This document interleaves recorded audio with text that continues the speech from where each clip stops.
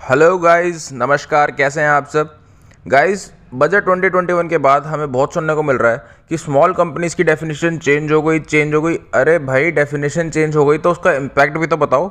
आज की वीडियो में हम ये देखेंगे कि स्मॉल कंपनीज की जो डेफिनेशन चेंज हुई है उससे इम्पैक्ट क्या क्या आया है। सबसे पहले आपको ये बता दूं कि स्मॉल कंपनीज की डेफिनेशन में चेंज क्या आया है।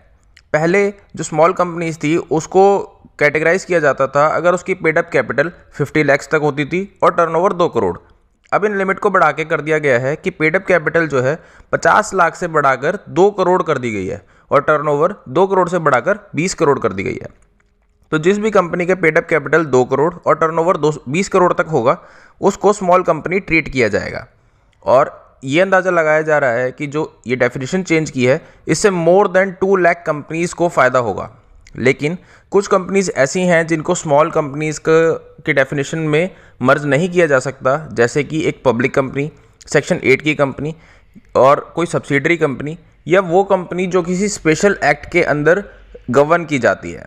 तो आइए बात करते हैं कि इस डेफिनेशन को चेंज करने से क्या क्या बेनिफिट मिला एक स्मॉल कंपनी को।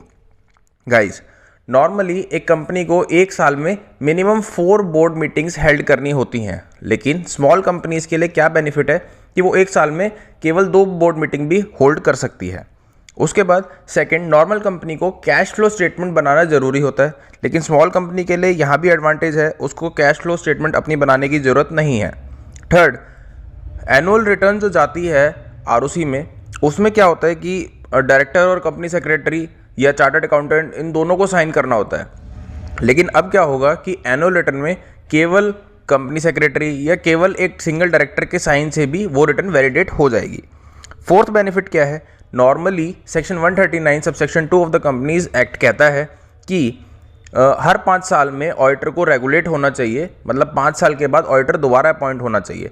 लेकिन ये वाला जो सेक्शन है 139 सब सेक्शन 2, ये स्मॉल कंपनीज के ऊपर एप्लीकेबल नहीं होगा, मतलब ऑडिटर्स को रेगुलेट करने की ज़रूरत नहीं है।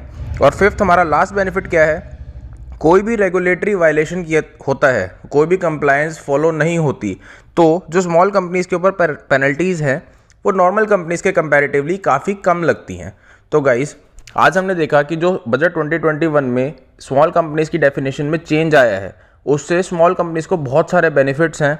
जो नए स्टार्टअप्स हैं उनको भी स्मॉल कंपनीज़ की कैटेगरी में अगर वो फॉल करते हैं तो उनको बहुत सारे बेनिफिट मिलेंगे, जिससे क्या होगा कि उनकी कंप्लायंस कॉस्ट कम होगी और वो बिजनेस पे ज़्यादा ध्यान दे पाएंगे। Thank you guys for watching this video. Stay tuned, keep